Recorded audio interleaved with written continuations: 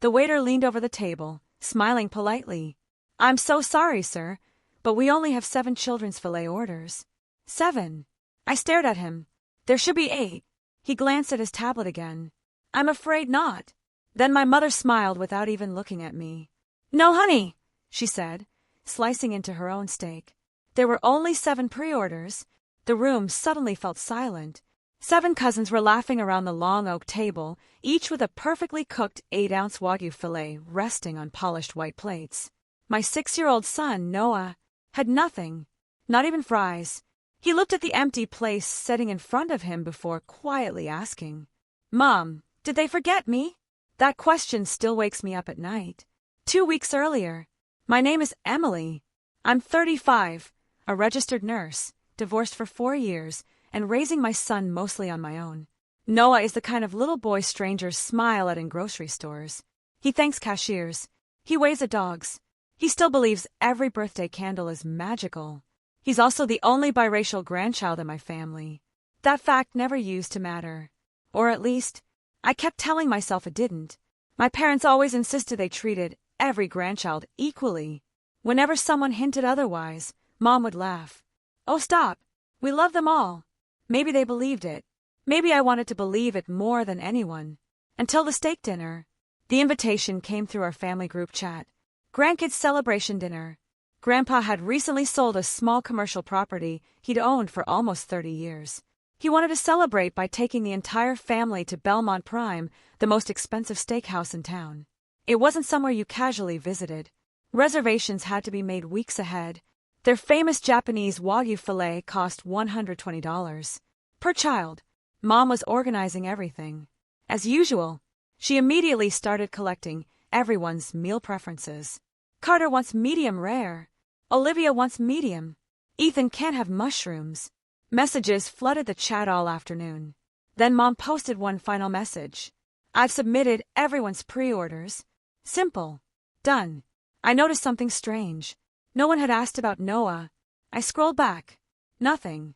Maybe I'd missed it. I searched the conversation. Nothing.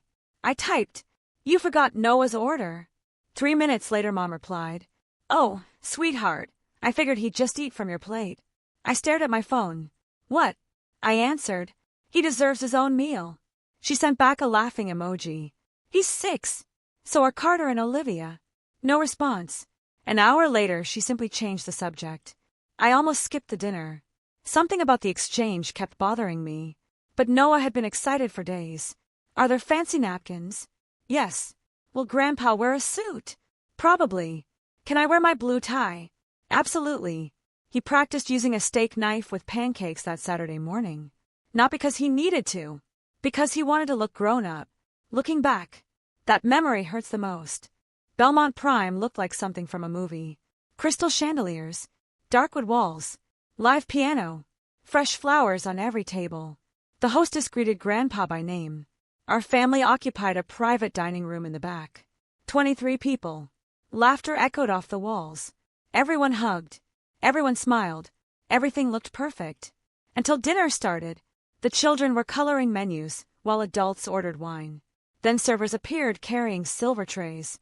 One by one, the expensive steaks arrived. Carter, Olivia, Mason, Emma, Lily, Jackson, Sophia. Each child received the exact meal they pre-selected. Each plate looked identical. Except Noah's place.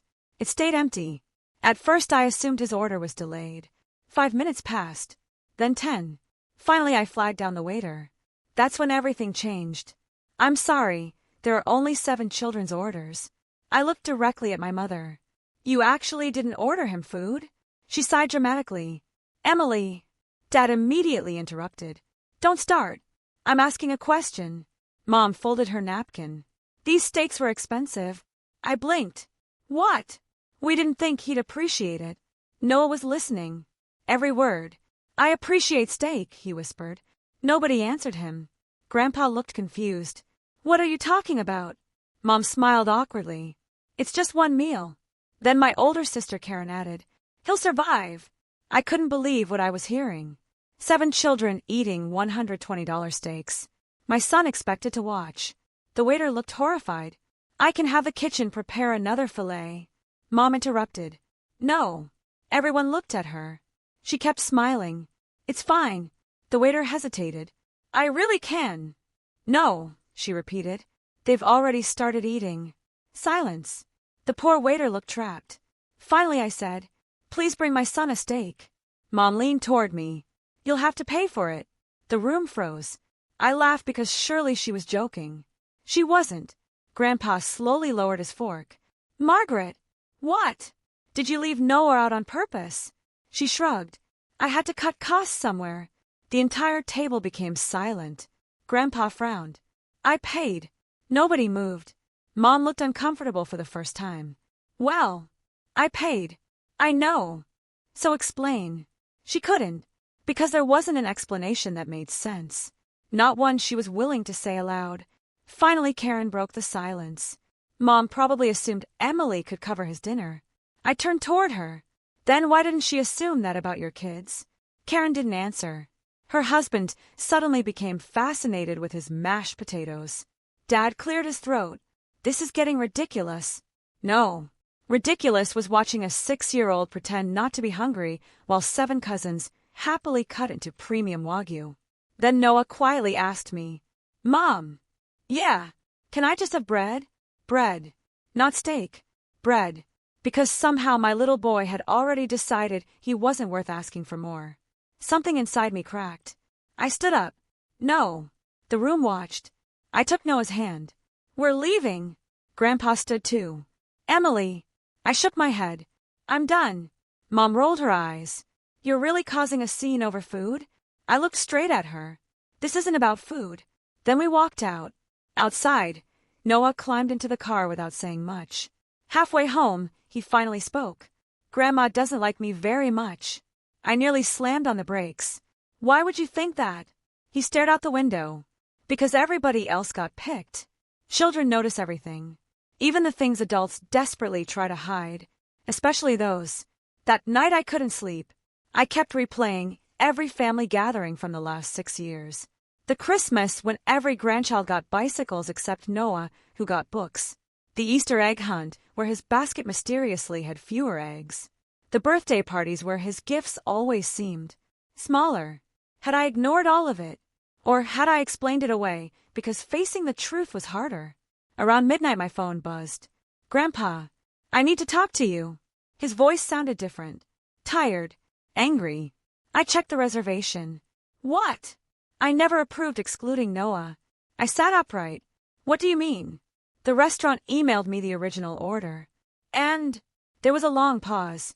Then he quietly said, Emily, someone changed it. The next afternoon Grandpa came to my apartment carrying a thick manila folder. I've been going through our finances. I frowned. What finances? He slowly opened the folder. Bank statements, receipts, checks, copies of birthday gift purchases, Christmas lists, restaurant reservations, pages and pages. He looked like a man who hadn't slept. I think your mother has been doing something for years. My stomach tightened. What? He slid one receipt across the table. Then another. Then another. Each one made less sense than the last, until I saw a handwritten note clipped to the very bottom. 3 words. Remove Noah first. I looked up at Grandpa. Neither of us said anything. Because deep down, we both knew the story had never been about one steak. And neither of us was prepared for what we were about to uncover. I read the note 3 times before I could force myself to speak. Where did this come from? Grandpa rubbed both hands over his face. It was clipped to the catering invoice. The restaurant wrote this? No. Then who? He hesitated. I recognize your mother's handwriting. The room suddenly felt too small. I looked down again. The words weren't dramatic. They weren't underlined. They weren't written in anger. Just 3 ordinary words in blue ink. Remove Noah first. As if she were crossing milk off a grocery list. As if my son were an inconvenience instead of her grandson. I don't understand. Grandpa sat heavily on my couch. Neither do I. He pulled another stack of papers from the folder. I've been comparing receipts. For what? Everything. He pointed toward several highlighted lines. Christmas. Then another. Easter. Another. Birthdays. At first I didn't notice the pattern. Then I started adding numbers.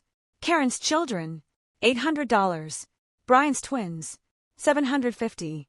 Rachel's daughter, $600. Noah, $125. I stared at Grandpa. These can't all be from the same year. They are. I flipped through more receipts. Different years. Same pattern. Again. Again. Again. Every single holiday. Every birthday. Every family vacation. Every celebration.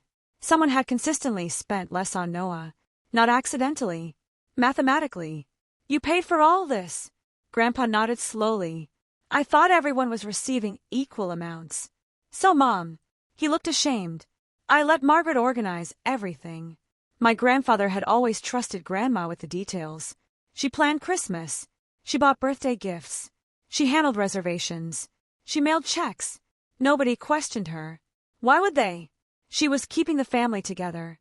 Now those details looked very different. I feel sick. Grandpa didn't answer. Because he looked like he felt worse. I failed him. No.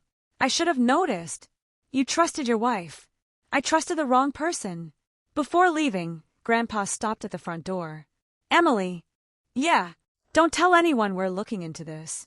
Why? His eyes drifted toward Noah's bedroom. Because if there's more, I need proof before your mother destroys it. The next few days passed strangely. Nobody from my family called. No apologies. No explanation. Nothing. Except Karen. She texted, "You're making Mom cry." I stared at the message. That was it. Not, "How's Noah?" Not, "I'm sorry." Just, "You're making Mom cry." I typed 3 different replies before deleting all of them. Finally I wrote, "Noah cried first." She never answered. Life returned to normal. At least on the surface. I worked my nursing shifts. Picked Noah up from summer camp. Cooked dinner. Read bedtime stories. But something had changed. Noah had changed. Little things. Tiny things. He stopped asking when we'd visit Grandma's house. He packed extra snacks whenever we went anywhere. One afternoon I found him quietly putting crackers into his backpack. "What are you doing?" He shrugged. "In case they don't have food for me." I had to walk into the bathroom before he saw me cry. Saturday morning I received an unexpected phone call. Rachel, my youngest sister. Unlike Karen, she'd always avoided family drama. "Can we meet?" "Sure." "Not at Mom's." "Okay. And don't tell anyone." Her voice sounded nervous. We met at a small coffee shop across town. Rachel looked exhausted. Dark circles under her eyes. Hair tied back. She barely touched her drink. "I've been thinking about the dinner." "So have I." She looked around before leaning closer. "I need to tell you something." I waited. When Lily was born, her daughter was now 9. Mom offered to organize all the grandchildren's birthday gifts. So, I accidentally saw her notebook. What notebook? The one where she kept everyone's budgets. I froze. Rachel swallowed. There was a page with all 8 grandchildren. And she looked embarrassed. I noticed Noah's amount was always lower. "Did you ask why?" "I did." "What did she say?" Rachel stared into her coffee. She laughed. My stomach tightened. "And then," she said.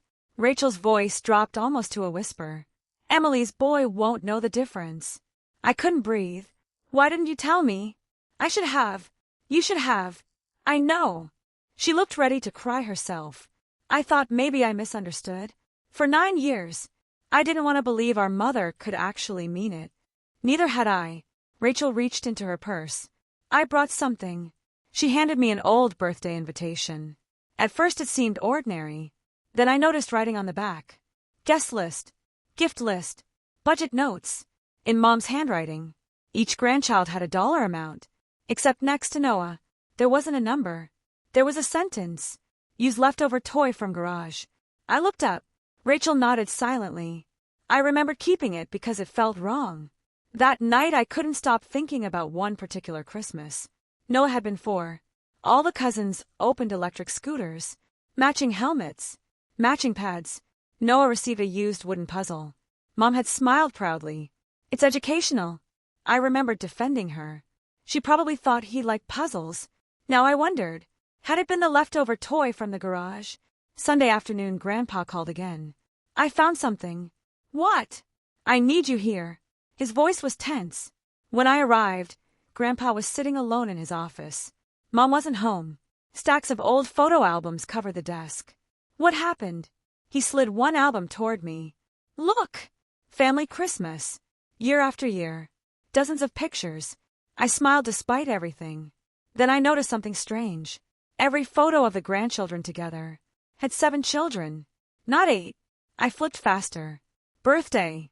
7 kids. Beach vacation. 7. Pumpkin patch. 7. Where's Noah? Grandpa answered quietly. I asked myself the same question. Then he opened a second album. Loose photos had been tucked into the back. There was Noah, standing at the edge, cropped out of every printed picture. I looked closer. The cut lines were obvious, once I knew what to search for. Someone had physically trimmed the photographs before putting them into albums. Not professionally. With scissors. Uneven edges. Missing shoulders. Half a shoe. Half a hand. Every time Noah disappeared, I couldn't stop shaking. Who would do this? Grandpa didn't answer. Instead, he handed me another envelope. These were in your mother's desk. Inside were photo print receipts, special instructions. One line circled in yellow. Crop left side before printing. Every affected photo.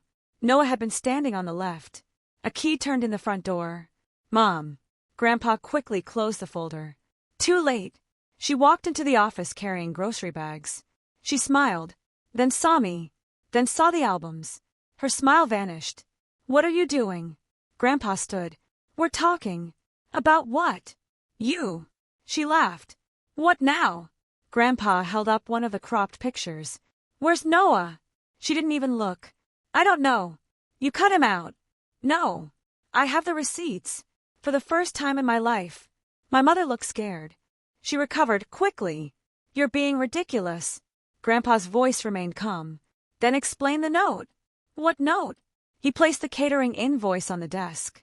Her eyes landed on the handwritten words. Just for a second. But I saw it. Recognition. Then denial. I didn't write that. Grandpa quietly pulled open a drawer. I had your handwriting compared. My mother's face went pale. You what? I asked my attorney. Attorney! I wanted certainty. She looked at me, then back at him. You hired an attorney over a stake. Grandpa's expression hardened. No. He paused. I hired an attorney because someone has been mistreating my grandson for years. Mom slammed the grocery bag onto the floor. This is insane. Then tell us why. There is no why. Then why was Noah always excluded? She folded her arms. He wasn't. I stepped forward. The receipts. Silence. The photos.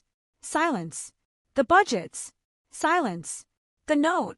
Finally, she exploded. Because everything always had to be about you. The words echoed through the room. Nobody moved. She pointed directly at me. You got pregnant. You embarrassed this family. You left your husband. Then suddenly everyone was supposed to revolve around your child. I felt like I'd been punched. Noah was 3 when I divorced. I know. So what does that have to do with Christmas gifts? She couldn't answer. Instead she said something even worse. He already had enough attention.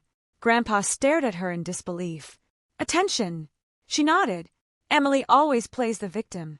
I interrupted. He's 6. So, he's your grandson. Her face hardened. I never said he wasn't. But, she looked away. There are consequences. My heart sank. Consequences. She wasn't talking about me anymore. She was talking about Noah. Grandpa's voice became frighteningly quiet. Margaret. She didn't answer. What consequences does a 6-year-old deserve? She opened her mouth, closed it, then walked out of the office. The front door slammed hard enough to shake the walls. Neither Grandpa nor I spoke for almost a full minute.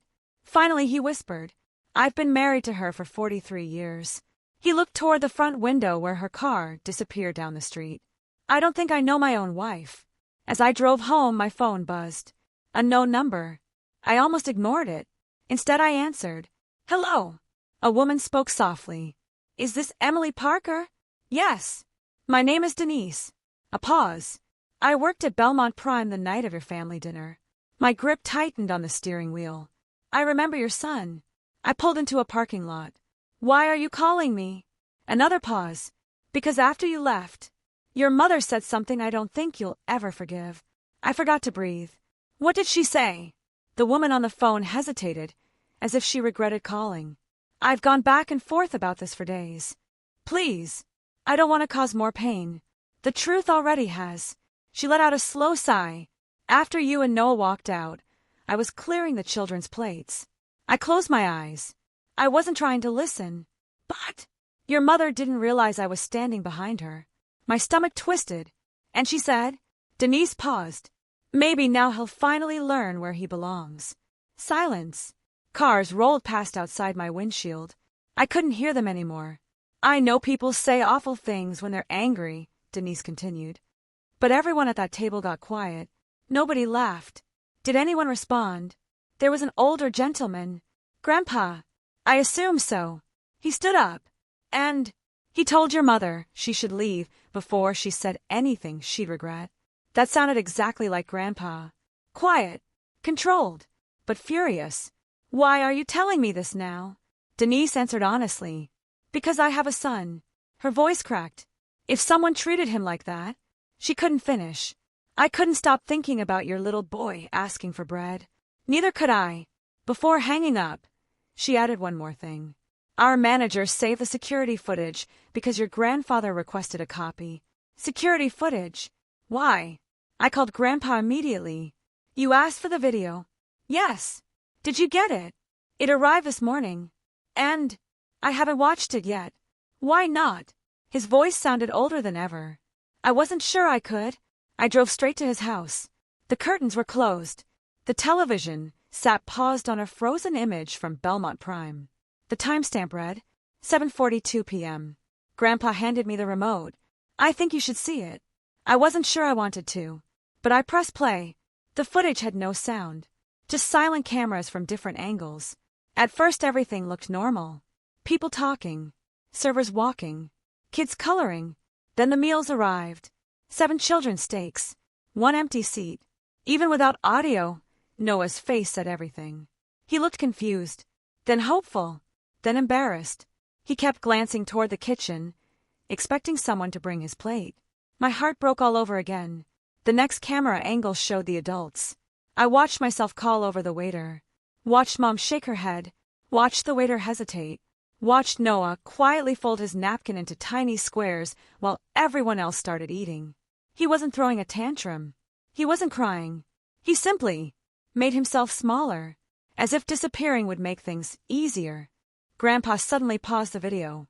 Look! He zoomed in. Mom wasn't looking at Noah.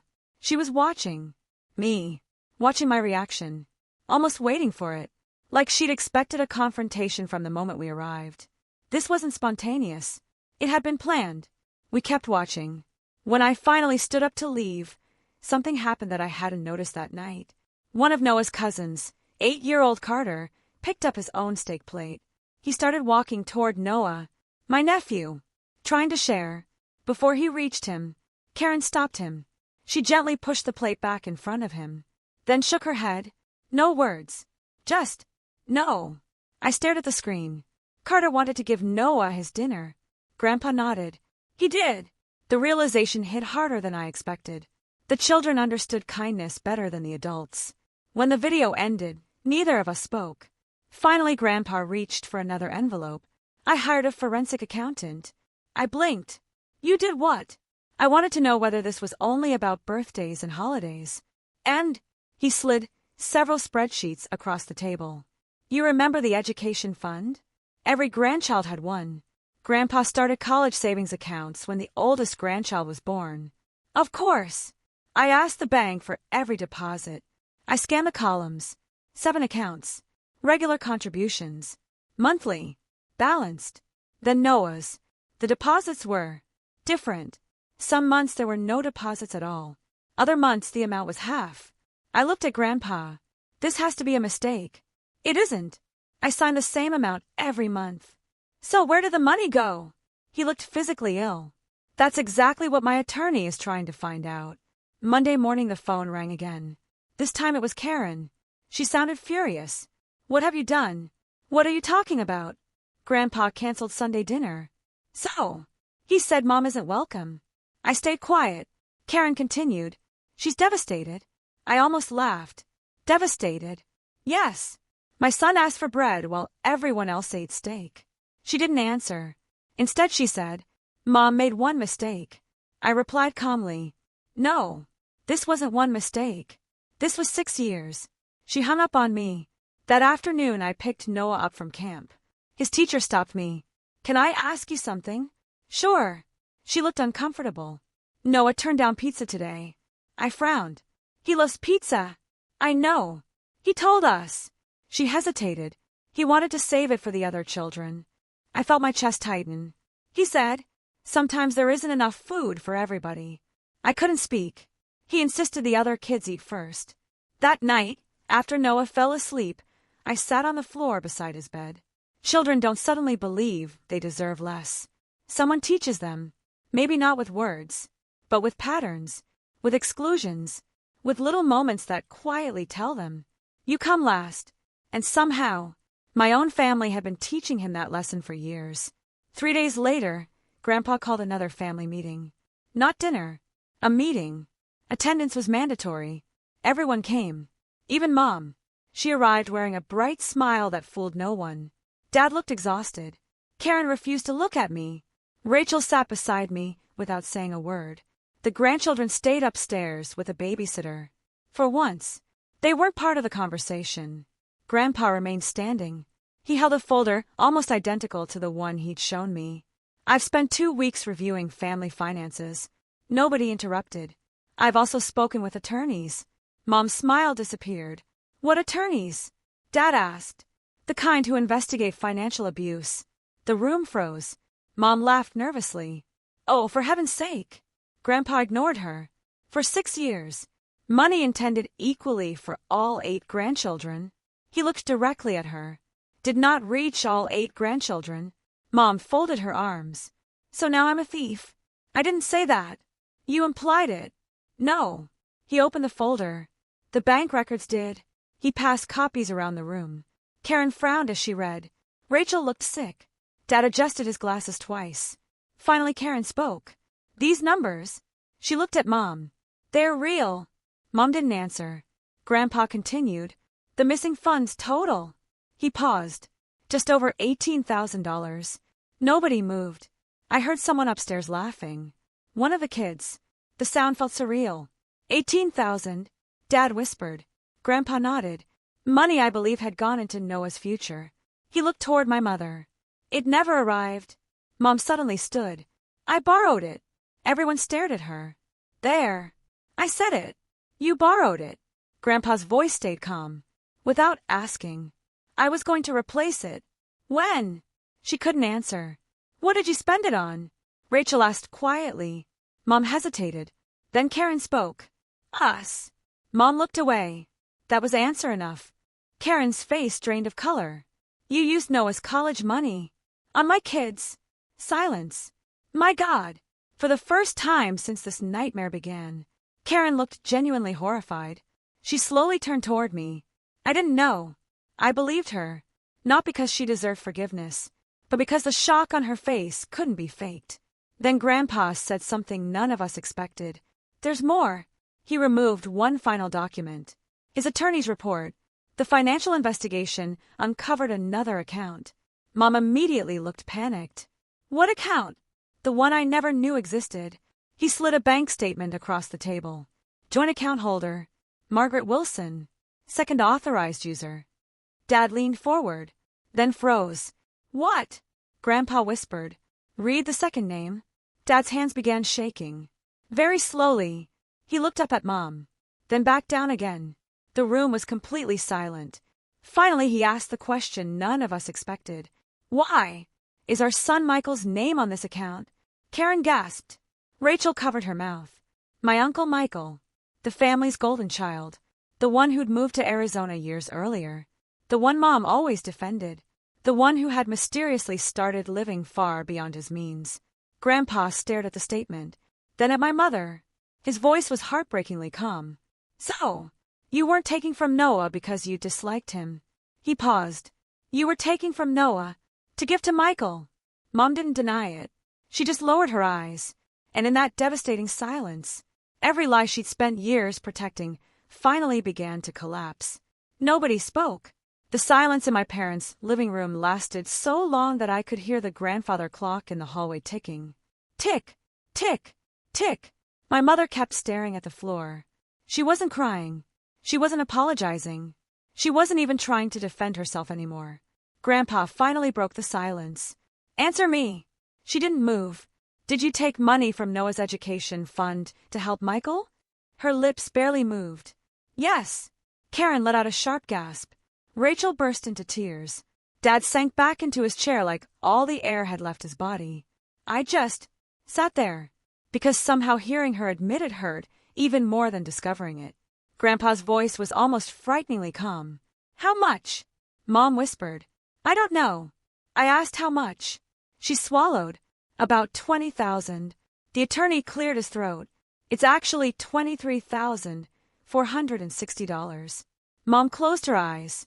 Dad looked at her as though he were seeing a stranger. $23,000? He needed help. So did Noah. Michael was in trouble. And Noah wasn't. She looked at me for the first time all afternoon. He was just a child. Exactly. He was. The attorney spoke again.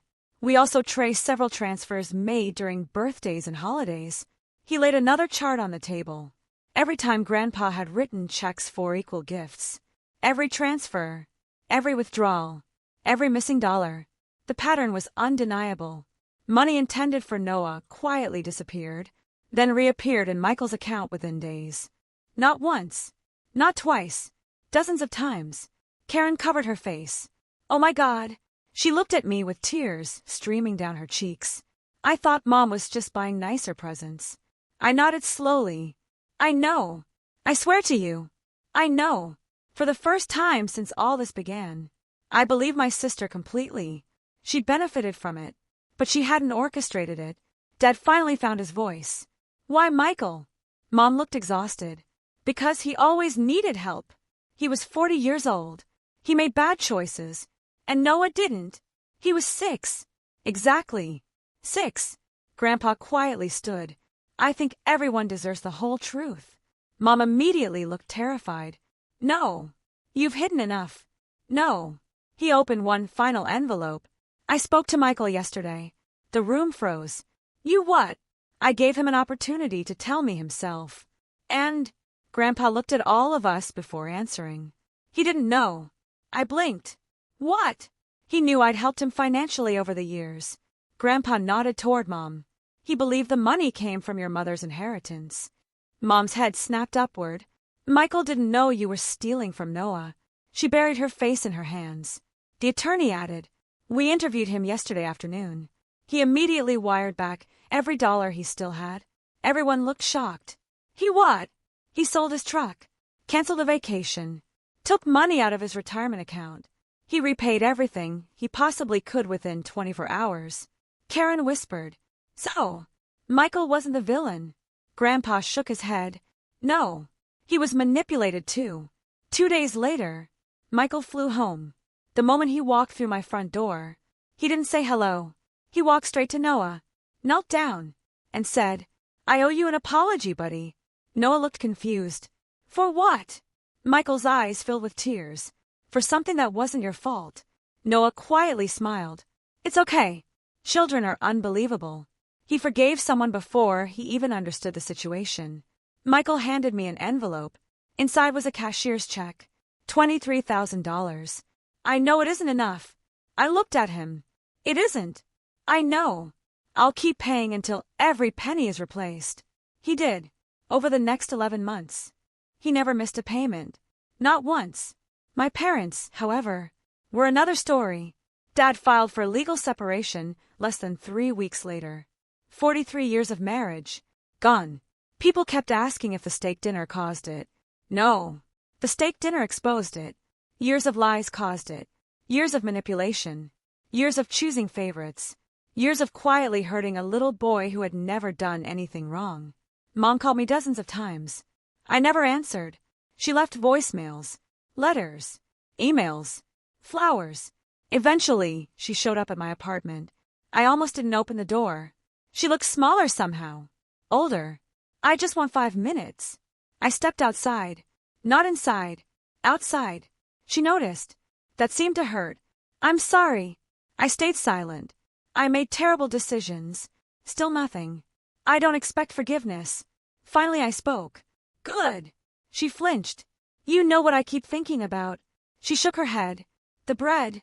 Tears rolled down her face. He asked for bread. You taught my son that he should ask for the cheapest thing on the table because everyone else mattered more. She couldn't look at me. You didn't just steal money. You stole his confidence. She whispered. I love him. I answered honestly. Maybe. But love without protection doesn't feel like love to a child. She reached into her purse. I made something. It was a small photo album. I almost laughed. Then I opened it.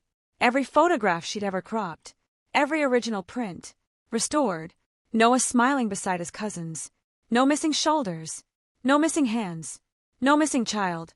She'd somehow found every original negative and had them reprinted. On the last page, she'd written one sentence. I finally see what I refused to see. I closed the album. I'm glad. She looked hopeful. Then I gently handed it back. But that doesn't undo it. She nodded. I know. Then she walked away. That was the last conversation we had for almost a year. Life slowly became peaceful. Noah started 2nd grade. He made new friends. Started playing soccer. His teacher called one afternoon. I wanted to tell you something. What happened? We had an activity today. Okay. The children were asked what kindness means. I smiled. What did Noah say? She laughed softly. He said, making sure nobody eats alone. I had to wipe away tears before replying. A few months later, Grandpa invited all 8 grandchildren to his house. No adults. Just him, the kids, and a backyard full of games. When lunch arrived, every child received the exact same cheeseburger meal. Same fries. Same drink. Same cookie. No exceptions. No favorites. No special treatment. Grandpa personally placed Noah's plate in front of him first. Not because Noah deserved more. Because he deserved to know he wasn't forgotten. Then Grandpa surprised everyone. He stood beside the picnic table, holding 8 identical envelopes. These are your new education accounts. Every grandchild received one. Each account contained exactly the same balance. Grandpa smiled. I'll be managing them personally from now on. The adults watching from the porch quietly applauded. Noah opened his envelope. He couldn't understand the paperwork. Instead, he looked at Grandpa and asked, Did I do something good? Grandpa immediately knelt beside him. No, you didn't have to. His voice broke. This should have been yours all along. That Christmas felt different. Not because of presents. Because of peace. Karen insisted every child opened gifts one at a time. Rachel double-checked every name tag herself. Michael flew in early to help cook. Dad laughed for the first time in months. Noah spent the afternoon building a giant blanket fort with his cousins. Nobody treated him differently. Nobody excluded him.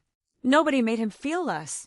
As everyone cleaned up after dinner, Noah tugged on my sleeve. Mom! Yeah! He pointed toward the dining table. There are 8 cookies.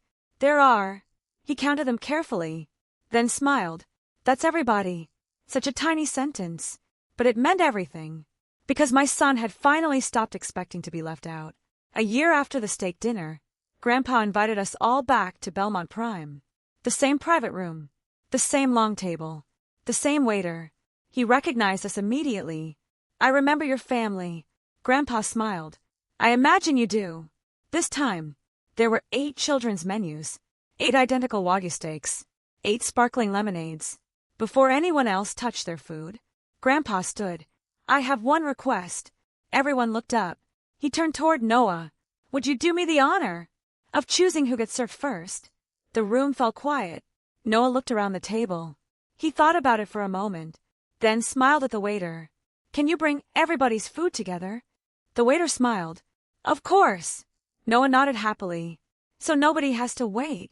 I had to look away because my eyes filled with tears. After everything. After all the hurt. After every lesson someone had tried to teach him about being less important, my little boy had learned a completely different lesson. Not revenge. Not bitterness. Not favoritism. Fairness. As we finished dinner, Grandpa quietly leaned over to me. You know. What? I've spent a year wondering how I failed. I squeezed his hand. You fixed it. He shook his head. No. He looked across the table at Noah laughing with his cousins. He fixed us. People sometimes ask if I regret exposing everything. Whether it was worth tearing the family apart. They're asking the wrong question. The family wasn't destroyed by the truth. It was damaged for years by the lies. The truth simply gave the rest of us a chance to build something better. And every time I watch Noah confidently take his place at any table, without wondering whether there's a plate waiting for him, I know we made the right choice. Because no child should ever have to ask for bread when everyone else is being served steak.